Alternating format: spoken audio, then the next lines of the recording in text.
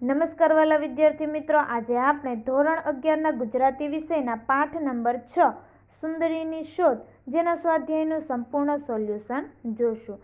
જોઈએ તેમાં પ્રશ્ન નંબર 1. નીચેના પ્રશ્નોના ઉત્તર એક વાક્યમાં લખો. નંબર 1. મંડળીને વધુ આવક કરી આપવા બાપુલાલ શું કરવા માંગતા હતા? તો તેનો જવાબ જોઈએ તો મંડળીને વધુ આવક કરી આપવા બાપુલાલ જયશંકરની ભૂમિકાને કેન્દ્રમાં રાખીને જૂના નાટકોને ઝડપથી રંગમંચ ઉપર મૂકવા માંગતા હતા. નંબર 2. વિક્રમ ચરિત્રમાં જયશંકરે કોની ભૂમિકા ભજવી હતી? તો તેનો જવાબ જોઈએ તો વિક્રમ ચરિત્રમાં જયશંકરે રંભા દૂધવાળીની ભૂમિકા ભજવી હતી. નંબર 3. મિલોએ કઈ પંક્તિનો જાહેરાત તરીકે ઉપયોગ કર્યો? તો તેનો જવાબ જોઈએ તો મિલોએ કોઈ દૂધ લ્યો દિલ રંગી ગીતની પંક્તિનો જાહેરાત કરી ઉપયોગ કર્યો હતો. નંબર 4. જયશંકર સુંદરીના અભિનય ગુરુ કોણ હતા? તો તેનો જવાબ જોઈએ જયશંકર સુંદરીના અભિનય ગુરુ બાપુલાલ નાયક હતા. ત્યાર પછી છે નંબર 5. સુંદરીના પાત્રને જીવંત બનાવવા જયશંકરે શું કર્યું હતું? તો તેનો જવાબ જોઈએ તો સુંદરીના પાત્રને જીવંત બનાવવા જયશંકરે શેક્સપિયરની ડેસ્ટિમોના અને માલતી માધવની માલતીનો અભ્યાસ કર્યો. ત્યાર પછી આપણે આગળનો પ્રશ્ન જોઈએ. પ્રશ્ન નંબર 2. નીચેના પ્રશ્નોના 2-3 વાક્યમાં ઉત્તર લખો. નંબર 1.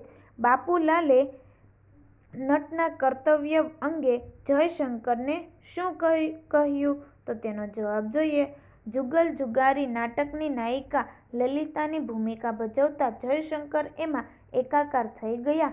સરળ વાચિક અભિનય કરતા તેમની આંખમાંથી આંસુ સરી પડ્યા.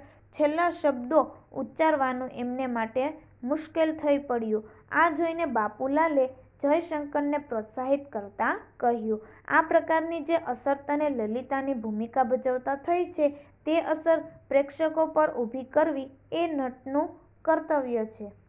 ત્યાર પછી આગળ જોઈએ નંબર 2.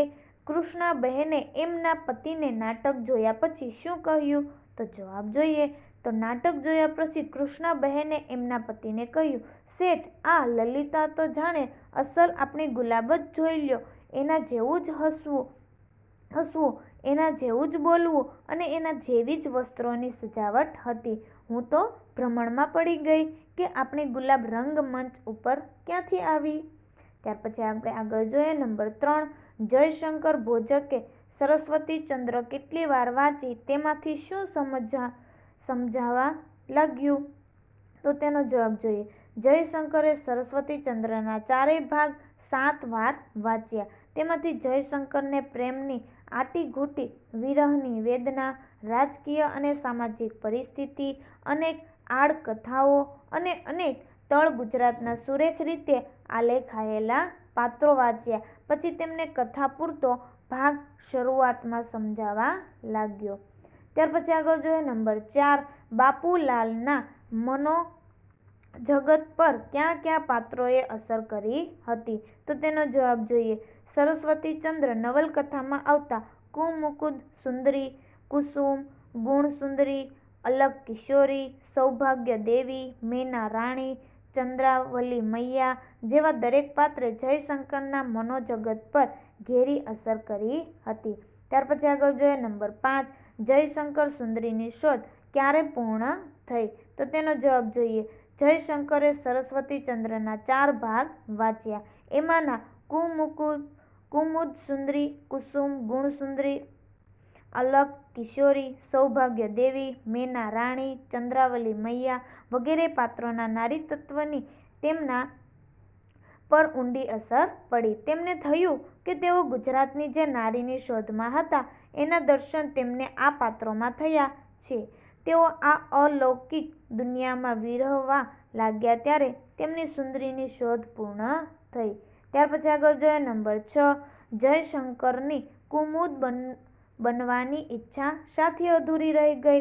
તો તેનો જવાબ જોઈએ જયશંકર સુંદરીની નાટ્ય મંડળીએ ગોવર્ધનરામ ત્રિપાઠીને તેમની નવલકથા સરસ્વતીચંદ્રનું નાટ્ય રૂપાંતર કરી આપવા વિનંતી કરી તો કેટલાક સમય પછી ગોવર્ધન રામ ત્રિપાઠીએ સરસ્વતીચંદ્રના નાટ્ય રૂપાંતરનો પહેલો અંક જયશંકર સુંદરીની નાટ્ય મંડળીને મોકલી આપ્યો, પરંતુ તેમાં સરસ્વતીચંદ્રને ચોપાટી ઉપર ભાષણ કરતો અને લોકહિતની વાતો કરતો આલેખ્યો હતો. આથી મંડળીને લાગ્યું કે આ નાટક મુંબઈની પ્રજાને નહીં ગમે, એટલે આ નાટક ભજવવાનું કામ આગળ ચાલ્યું નહીં. આથી જયશંકરની કુમુદ બનવાની ઈચ્છા અધૂરી રહી ગઈ. ત્યાર પછી આગળ જોઈએ નંબર 7. જયશંકર પોતાના અભિનયની ગૂંચો શી રીતે ઉકેલતા હતા?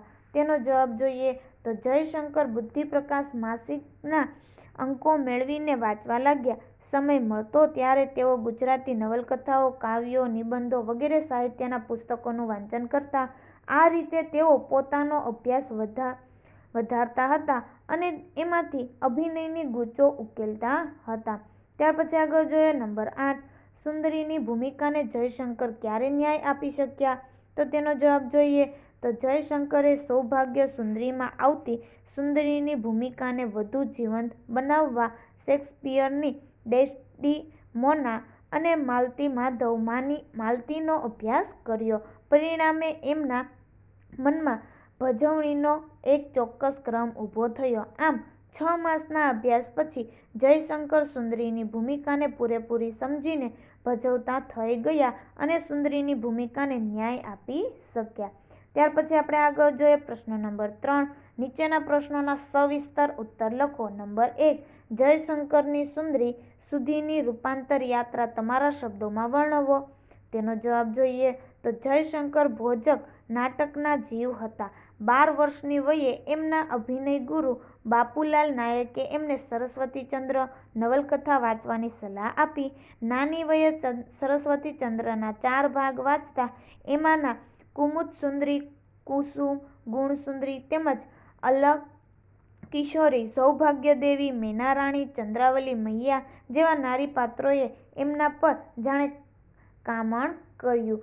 જે સુંદરીની શોધ તેઓ કરી રહ્યા હતા એ તો આ નવલકથાના પાને પાને આલેખાયેલી હતી. આથી તેઓ અરીસાની સામે ઊભા રહી એ પાત્રોનો અભિનય કરતા. કોઈ કારણસર તેમની નાટક મંડળીને મુંબઈમાં નાટક ભજવવાની તક ન મળતા એમણે ગુજરાતી નવલકથાઓ, કાવ્યો, નિબંધો વગેરેનું વાંચન કરવામાં સમય વિતાવ્યો અને પોતાની અભિનયની ગૂંચો ઉકેલવાનો પ્રયત્ન કર્યો. તેમણે શેક્સપિયરની ડેસ્ડિમોના અને માલતી માધવની માલતીનો અભ્યાસ પણ કરી લીધો. પરિણામે તેમના મનમાં ભજવણીનો એક ચોક્કસ ક્રમ ઊભો થયો. ઉપરાંત સમાજની બહેનો પાસેથી પણ સુંદરીનું પાત્ર કેમ ભજવવું એ શીખ્યા. આમ જયશંકરની સુંદરી સુધીની રૂપાંતર કથા આગળ ચાલતી રહી. સૌભાગ્ય સુંદરી નાટકના સુંદરી પાત્રના અભિનયમાં તેમણે એક શરમાળ ગરવી ગુજરાતણે હુબહુ રજૂ કરી. ત્યાર પછી આપણે આગળ જોઈએ નંબર 2. તો સ્ત્રીના વેશને યથાતથ ભજવવા માટે જયશંકરે કેવા કેવા પ્રયત્નો કર્યા હતા તે જણાવો. તેનો જવાબ જોઈએ તો એક પુરુષ માટે સ્ત્રીના વેશને યથાતથ ભજવવો એ અત્યંત કપરું કામ છે. જયશંકરે એને પાર પાડવા માટે અનેક પ્રયત્નો કર્યા. કુમુદ સુંદરી, કુસુમ, ગુણસુંદરી, અલક કિશોરી, સૌભાગ્યદેવી, મેના રાણી, ચંદ્રાવલી મૈયા જેવા સરસ્વતીચંદ્ર નવલકથાના નારી પાત્રોએ તેમના પર કામણ કર્યું હતું.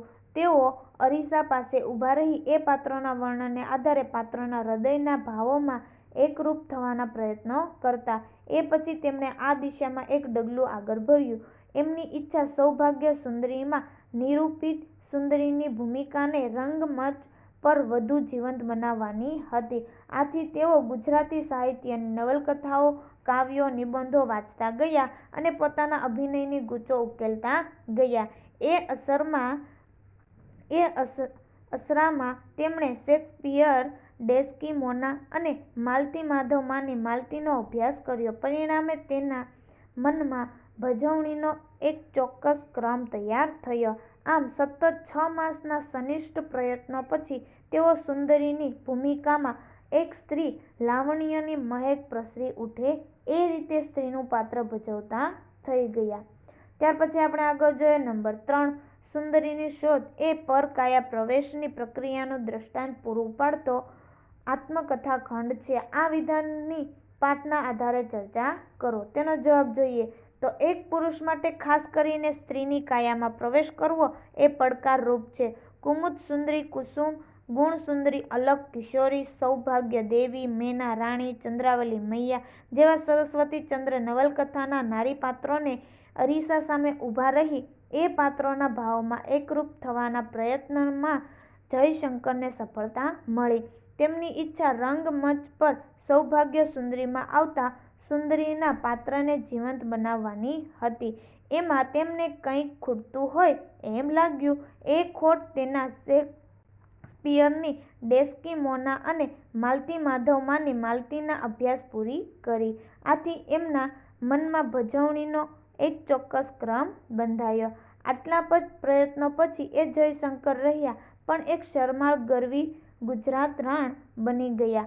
તેના અભિનય, લહેકા, કામળ, અંગ પ્રત્યંગમાં પેદા થતી મધુર ઝણઝણાટી હુબહુ સ્ત્રીના જ હોય એ રીતે તેમનામાં આવ્યા. પ્રેક્ષકો તેમની સ્ત્રી પાત્રની ભજવણી પર આફરીન થઈ ગયા. આ રીતે જયશંકર પરકાયા પ્રવેશ કરીને જયશંકર સુંદરી તરીકે પ્રતિષ્ઠા પામ્યા. તો જયશંકરના જીવનની રૂપાંતર યાત્રી જોતા સુંદરીની શોધ એ પરકાયા પ્રવેશની પ્રક્રિયાનું સુંદર દ્રષ્ટાંત પૂરું પાડતો આત્મકથા ખંડ છે.